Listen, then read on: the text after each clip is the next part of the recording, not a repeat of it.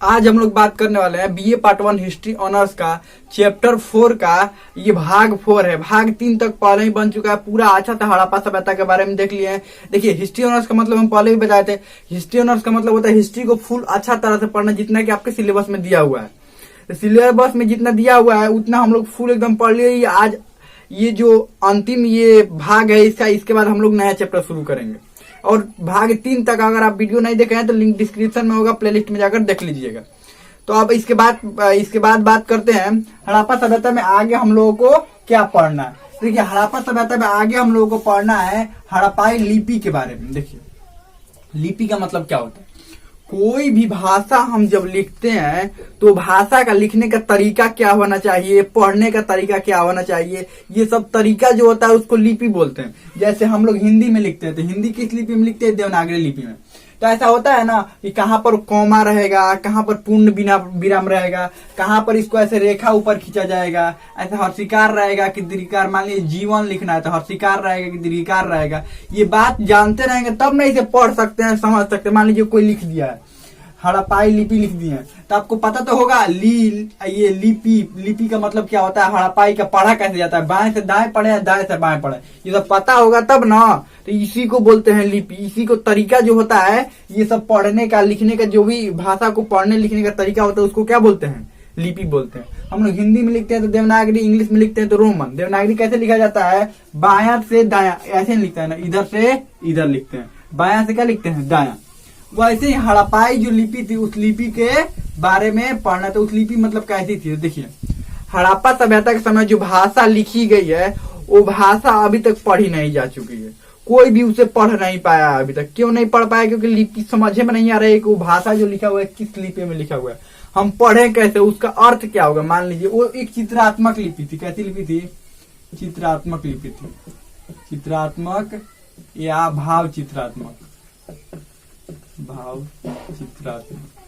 ये हमारा जो ये हिंदी है कैसा, वर्णात्मक लिपि। अगर वर्णमाला पता नहीं रहेगा तो आप इसको पढ़ नहीं सकते हैं, लिख नहीं सकते। वर्ण जैसे ये क ख और आपको पता नहीं रहेगा, लिख पढ़ सकते हैं, कुछ नहीं कर सकते, इसको कुछ भी नहीं कर सकते। शुरू में बच्चों को क्या सिखाया जाता है, क ख ग घ अ आ, यही सिखाया जाता है। क्यों, क्योंकि लिपि अच्छा तरीका से समझ जाए, वर्ण समझ जाए तो ये भाषा लिखना सीख जाएगा, पढ़ना सीख जाएगा। क्योंकि ये जो भाषा है हिंदी, ये वर्णात्मक लिपि है, यानी कि वर्णों पर आधारित है। अगर वर्ण आपको अच्छा से आएगा तो ये लिपि पढ़ सकते हैं हिंदी। लेकिन ये थी चित्रात्मक लिपि, यानी चित्रों द्वारा बनाई गई थी। अब इसमें चित्र कैसे होते थे, इसमें चित्र देखिए ऐसे थे। चित्र कैसे होते थे, चित्र ऐसे थे।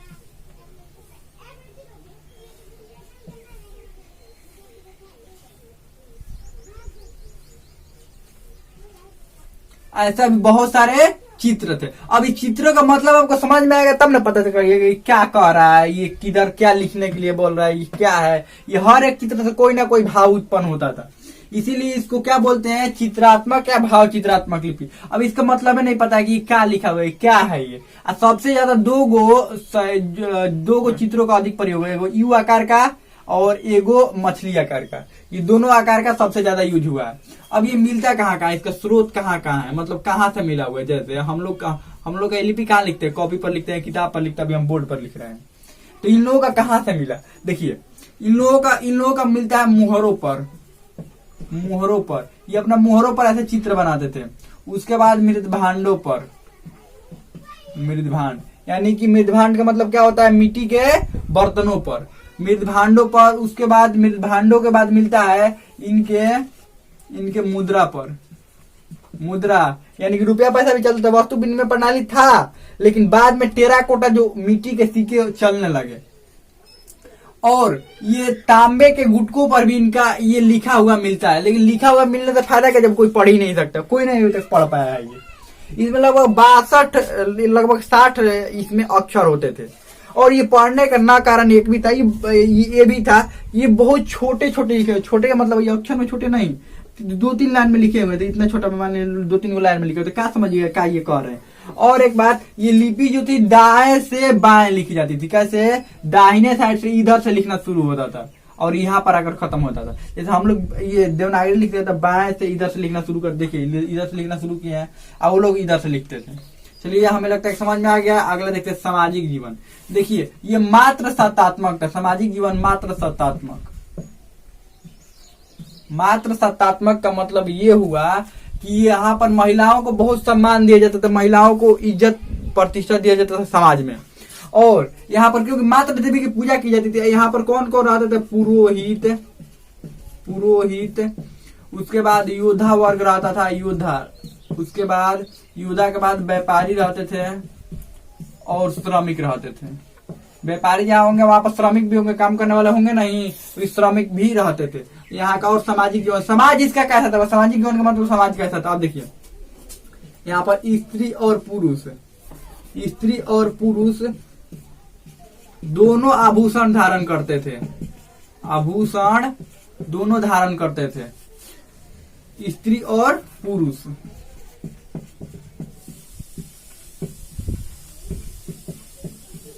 आभूषण धारण करते थे। अब देखिए आभूषण धारण करते थे स्त्री और पुरुष दोनों क्या करते थे? यहाँ पर ऊनी और सूती दोनों वस्त्र पहना जाता था, सूती दोनों वस्त्र पहना जाता था। ये लोग शाकाहारी, शाकाहारी और कुछ मतलब शाकाहारी और सर्वाहारी या मांसाहारी आप कह सकते हैं, मांसाहारी भी थे। ये हो गया समाज के बारे में कैसे मात्र सत्तात्मक था, यानी महिलाओं को बहुत इज्जत सम्मान दिया जाता था, महिलाओं को ही इज्जत सम्मान। और ये पुरोहित, योद्धा, व्यापारी, श्रमिक सब रहते थे इनके समाज में। स्त्री और पुरुष आभूषण धारण करते थे, ऊनी और सूती वस्त्र पहनते थे, शाकाहारी और मांसाहारी दोनों थे। अब राजनीतिक जीवन, राजनीति का मतलब जानते ही हैं। यहाँ पर शासन कौन करता था? तो ये मुख्य रूप से यहाँ पर ये व्यापारी रहते थे, मुख्य रूप से व्यापारी रहते थे। तो व्यापारी को उतना ज्यादा ऐसी नहीं रहता है कि कौन सत्ता संभालेगा, क्या करेगा, वो उनको अपने व्यापार से मतलब रहता है। तो बहुत सारे इतिहासकार कह गए हैं, बहुत सारे इतिहासकारों का ये मानना है कि यहाँ पर जनतंत्रात्मक शासन था, जनतंत्रात्मक शासन। मतलब ये होता है राजतंत्रात्मक मतलब राजा शासन करेगा, मतलब उसमें कोई इंटरफेयर नहीं करता दूसरा कोई। राजतंत्र का मतलब होता है राजा ही सिर्फ शासन करेगा और दूसरा कोई नहीं। जनतंत्रात्मक का मतलब होता है कि जनता जो द्वारा चुना गया प्रतिनिधि इसमें क्या करेगा? शासन करेगा। और धार्मिक जीवन में ये लोग क्या किस चीज की पूजा करते थे? पूजा करते थे पेड़ की, जानवरों की और ये वृक्षों की भी पूजा करते थे। अभी भी वृक्षों की भी पूजा की जाती है, वृक्ष की पूजा की जाती है। ये सॉरी वृक्ष तो एक ही हो गया, वृक्ष और पेड़ों की। ये फसल की भी पूजा करते थे, फसल जो उपजाते थे उसकी भी पूजा करते थे। ये हो गया इनका धार्मिक जीवन। हाँ, और मातृ देवी की मूर्ति थी तो मातृ देवी की भी पूजा करते थे, मातृ देवी की मूर्ति मिली है उनकी भी पूजा करते थे ये। और भी बहुत सारी इनके धार्मिक जीवन में। बस अब ये हमें लगता है, देखिए आपका क्वेश्चन आता है कि उनके सामाजिक, राजनीतिक और धार्मिक जीवन का परिचय दीजिए। अब लिखना, ये पेड़ों का पूजा करते थे, ये सब इतना लिख सकते हैं। अब पतन का कारण, पतन मतलब विनाश का कारण। अब ऊपर जाइएगा तो नीचे भी तो आना है ना। ये कितना बहुत अच्छा उस समय का सभ्यता था, सबसे विकसित सभ्यता तो माना जाता है ना इसको। तो जो एक बार ऊपर जाता है, ध्यान रखिएगा, ऊंचाई पर चढ़ना बड़ी बात नहीं होती है, ऊंचाई पर यहाँ पर चढ़कर टिकना बड़ी बात होती है।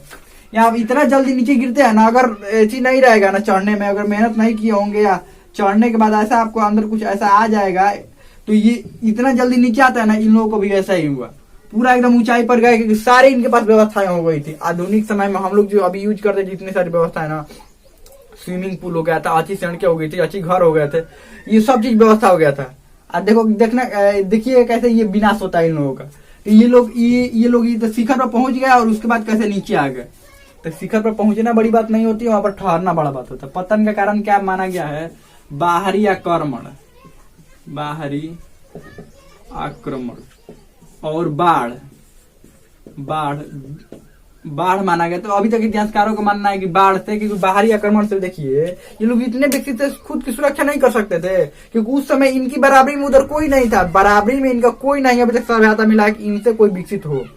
मतलब विकसित है तो आपके अंदर मतलब सुरक्षा की होती होगी ना, आप अपना सुरक्षा तो करते होंगे। तो ये बाहरी आक्रमण तो ज्यादा नहीं ऐसी हुआ है कि बाहरी आक्रमण से इन लोगों का पतन हुआ। पतन मतलब विनाश हुआ, नष्ट हुए लोग। बाढ़ ही माना जाता है। बाढ़ के लिए क्या बना था आपको पता नहीं? कितनी चौड़ी दीवार बनाए थे, चौड़ी एकदम दीवार, बहुत चौड़ा दीवार बनाए थे। अगर पिछले वाला वीडियो नहीं देखे तो पिछले वाला वीडियो देख ले, बहुत विस्तार से एकदम बताए। अगर आपका अब देखिए इसका बाढ़ से पतन का कारण आ जाएगा तो लिख लीजिए बाढ़ के कारण ये लोग बाढ़ के कारण इनका पतन हुआ। पतन मतलब ये विनाश व नष्ट हुए। अब देखिए ये फैलाव कितना दूर में है। इनका उत्तरी सीमा मांडा है। उत्तरी सीमा क्या है? मांडा, यानी कि मांडा जम्मू कश्मीर तक फैला हुआ। उत्तर में कहा? जम्मू कश्मीर तक। यहाँ पश्चिम में सूदका गेंडोर बलूचिस्तान तक फैला हुआ है। पश्चिमी सीमा है। और ये उत्तर दक्षिण में कहाँ तक फैला हुआ है? दक्षिण में ये दैमाबाद महाराष्ट्र तक फैला हुआ है। और ये पूरब में फैला हुआ है आलमगीर उत्तर प्रदेश। पूरब में कहाँ तक फैला हुआ है? आलमगीर उत्तर प्रदेश। अब देखिए कुछ क्वेश्चन आते हैं, जैसे क्वेश्चन तो बोला जाता है हड़प्पाई लिपि के बारे में बताइए। हड़प्पाई लिपि कैसी थी उसका परिचय दीजिए। हड़प्पाई लिपि कैसी थी? चित्रात्मक लिपि का परिचय। ये चित्र भी आप बना सकते हैं। कहाँ कहाँ मिला? मुहर, मृत भांड, मुद्रा पर, तांबे के गुटका पर। ये लिपि कैसी थी? इसको अभी तक पढ़ा नहीं जा चुका, ये सब लिख दीजिएगा। अब आता है क्वेश्चन, ये भी आता है कि सामाजिक, आर्थिक और राजनीतिक जीवन का परिचय दीजिए। ये भी आ जाए आपको, ये लिख दीजिएगा। उसके बाद आता है नगर योजना के बारे में लिखने के लिए पिछले वीडियो में बहुत अच्छा से बताए हैं। आपको लिंक डिस्क्रिप्शन में मिलेगा प्लेलिस्ट का, उसमें जाकर आप देख सकते हैं। हमें लगता है कि समझ में आ गया। ये चैप्टर खत्म हो गया। अब अगला चैप्टर हम लोग शुरू करेंगे।